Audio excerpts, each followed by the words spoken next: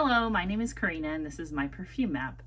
Today I wanted to talk about just some perfumes I've been exploring lately and some perfume oils that I picked up and what I can compare them to in my collection. So I mentioned the last time we made a video that I was going to go to a party, and I did go to a party. And if anybody's wondering what perfume I decided to go with, I went with Oscar de la Renta Esprit de Oscar. That is what I wore to my party, and it was an outdoor party. For the most part, there was like an indoor place, but it kind of was like, the indoor was almost like a solarium, like a greenhouse type of room, and they had a lot of food in there, and then there was like a bar, and I just drank like sparkling water and water. They had like cucumber lemon water, and there was like a lot of fans in there to cool the place off. But interestingly enough, it actually was like quite cool in Chicago this past Saturday. That's when I went to the party, and I think at night, right there on the water, it was like around 60 degrees. It actually got like a little bit chilly, like people were putting on jackets and stuff. So that was really interesting. So it really came down to me between this one and Dolce & Gabbana Light Blue. Those were the two I was going to wear. And I'm glad I picked this one because I think Dolce & Gabbana Light Blue would have been really great if it was like hot, but it really wasn't. And I felt like this was very just subdued and nice smelling. It's got a very nice like irisy, powdery, but also like just ever so slightly incensey. I was reading a little bit more about this perfume, and this is supposed to be an updated version of the original Oscar, and it smells like it. It's just missing that like heavy clove. That one's very spicy and very incensey, and this one's just like a little brightened up.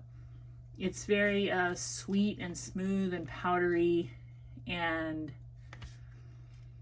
it's really beautiful. It's a nice fragrance, and it's not expensive. It's definitely under $20 for this 3.4, and I think it was a good choice for the party.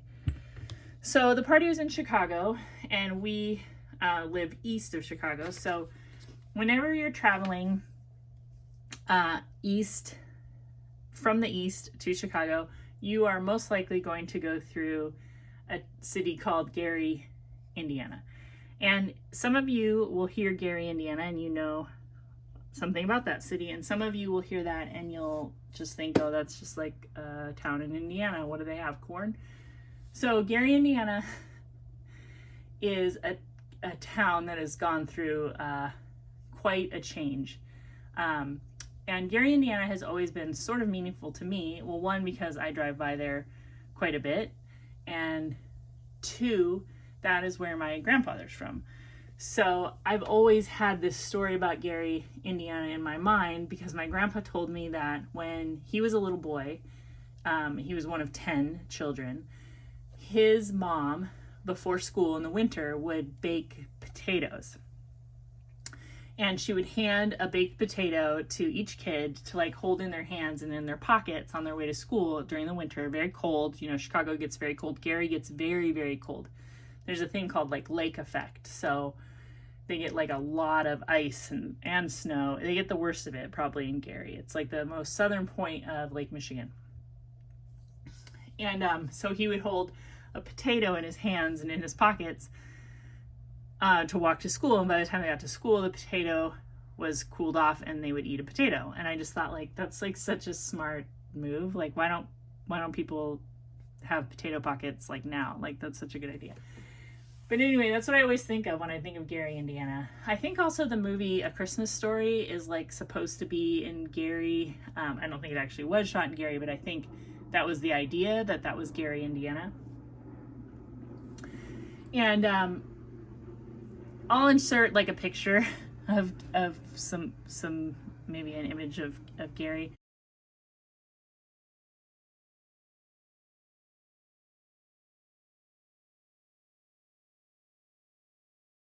But Gary is like really run down. There is a giant steel mill right there on Lake Michigan that was built in the early 1900s. And the whole city was built around like this steel mill. So once the steel mill stopped producing, which I think was in the 70s, if I'm not wrong, the whole town died. I mean, they had like a mass exodus from the town, and the people who stayed weren't able to get work as easily. And yeah, I think to this day, like 30% of the buildings and homes in Gary are unoccupied, and it just looks like nothing you're probably used to seeing unless you live in Gary or you live in a city that has like an area of town where like that's happened. Maybe if you've seen Detroit during different parts, you know, maybe in the 80s, I think Detroit went through like a really rough time too. I mean, all these cities are considered to be Rust Belt cities, like Gary and Detroit, and I think parts of Cincinnati, and I'm sure there's lots of other places. I'm not that educated on it, but I find it like really fascinating. So anyway, when you get off the Chicago Skyway, there's a big bridge that goes into Chicago. Right when you get off, you're pretty much in Gary. Gary's right on the edge of Indiana, and it's also about 25 miles from Chicago, so it's got a pretty sweet location. You're also right at this place called the Indiana Dunes. There's like sand dunes in Indiana. Even people who live here, I think, don't realize that this is there, but there's like these really beautiful sand dunes on the shores of Lake Michigan, right at Gary. Anyway, so when we got, I told my husband, hey, let's like go to Gary. I want to go to this place called The Scent for You. And as soon as we got off the highway, my son was like, oh my God, Mom, are you serious? Because it looks really bad. I mean, the houses are like caving in. There's like no people. There's the occasional car, but it just looks like a ghost town. And it kind of looks scary, I'll be honest. Now, I am the type of person where like I'm not scared really to go anywhere. Do I go out at 2 in the morning to a place where I know there's like a lot of drinking and guns? No, I do not. But in the middle of the day, I feel pretty comfortable going into pretty much any city in the US. And the reason why is because I realize I'm a guest there. I'm going to be polite. I'm not looking for trouble. I'm not going anywhere to buy drugs. Like, I'm just not, it's fine. And I would just, if anybody needs encouragement to like maybe go into a place where you're like, I don't know if I should be there, like you'll probably be totally fine. And I liked going to see The Scent for You because I feel like it's a thriving business in Gary, and you know, why not like throw a little money that way? I mean, the town definitely needs investment. And I will say that the place where this store is in a grocery store called Fresh County Market. And that store, I mean, I was not scared like at all going in there. It looked like a very nice store. It was like very well stocked.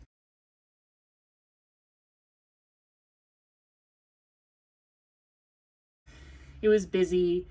And there was a couple other businesses right by it that were interesting. Like there was a coffee shop I didn't go in, but I feel like it was called like Brown Skin Coffee or something. And I was just like, you know, this is cool. This is like, this community is like building up like their stores and their businesses, and like, I'm all for it. Like, I think it's really cool. Anyway, so I went into The Scent for You.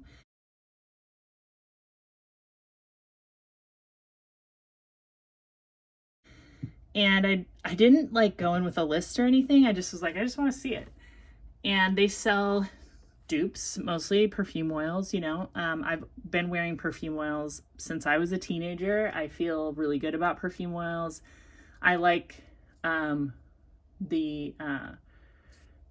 feel like there's two kinds of perfume oils. There's perfume oils that were like made specifically to be perfume oils, and they might be called like you know, Rain, or just like raspberry, strawberry, stuff like that.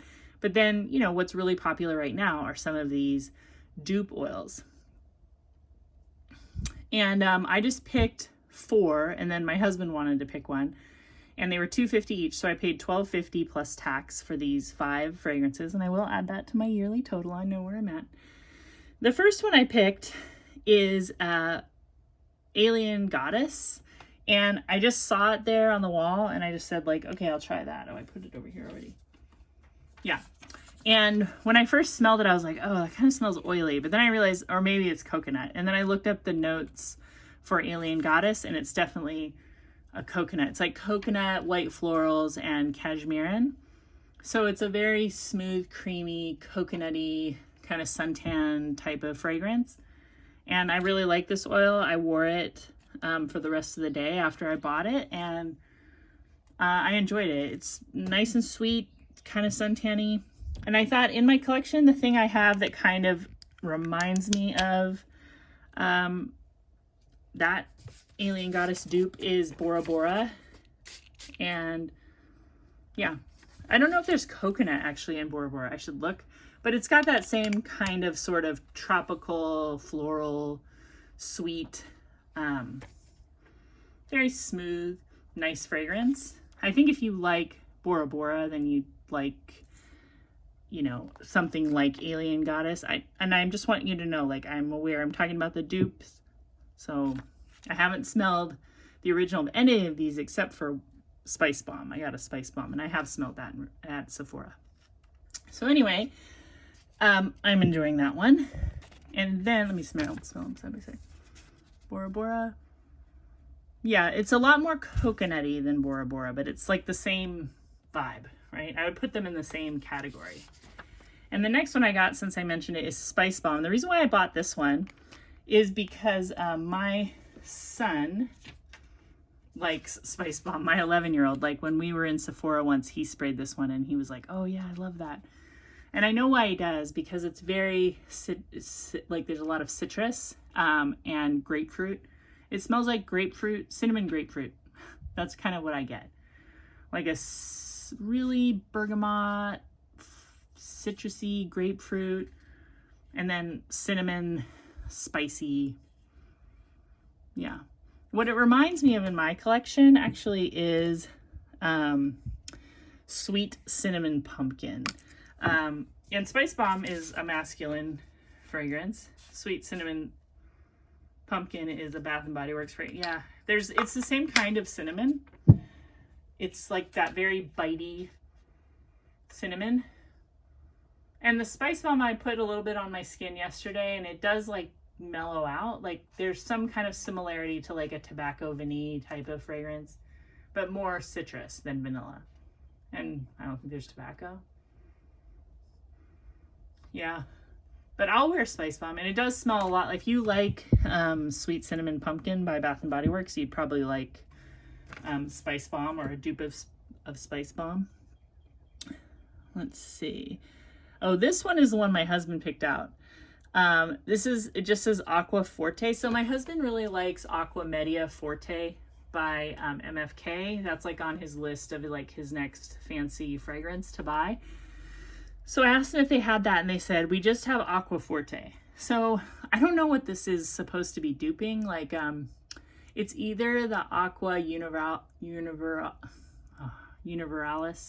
is that how you say it, Forte, or the Aqua Vitae Forte. It's like, there's a lot of citrus, and then there's like, I think it's vetiver. It's the kind of vetiver that kind of, I don't know, like it smells really chewy, and it kind of like gets you in the back of the throat. The one thing I'll say about this is there's some fragrance that people in Chicago were wearing that reminds me of this. Like it either was like a really salty sandalwood or like a really chewy vetiver. And it was like really strong. And I don't know what it was. At first I thought maybe it was Santal 33, but I'm pretty familiar with that scent profile. And it wasn't that, because it didn't smell like a spa. It smelled salty, like a really salty, musky, vetiver-y, sandalwoody smell. I don't know what it was, but I smelled it over and over. I also smelled a lot of men wearing a fragrance that smelled very green and kind of old school. And I don't know what that was either. It could have been like Aventus or something like it, but it smelled kind of old-fashioned to me. It was really throwing me off. And I don't know that much about men's fragrances. That might be why I ended up buying a couple when I went to the Scent For You. The next one I got is, Prada Candy. And I just got this one because I've always wanted to smell this fragrance, and I've never smelled it. And I thought, I'll just get this little $2.50 dupe. And I really like this one too. It's a very sweet, powdery scent. Like a, I wouldn't say it smells like candy to me, unless it's like a really old-fashioned candy, like just some kind of powdery wafer or something like that. And what I have in my collection that kind of reminds me of it is this, oh, I can never say this right. It's Anna Abiede. Oh my God. Let me put my glasses on. Hold on. Anna Abiede. Abiede? You know what it is. There's like a few different ones, but this one is called Poudree I Am White. Yeah, it's really similar to this Prada Candy dupe. So I don't know if that's what this is supposed to be duping. I should smell.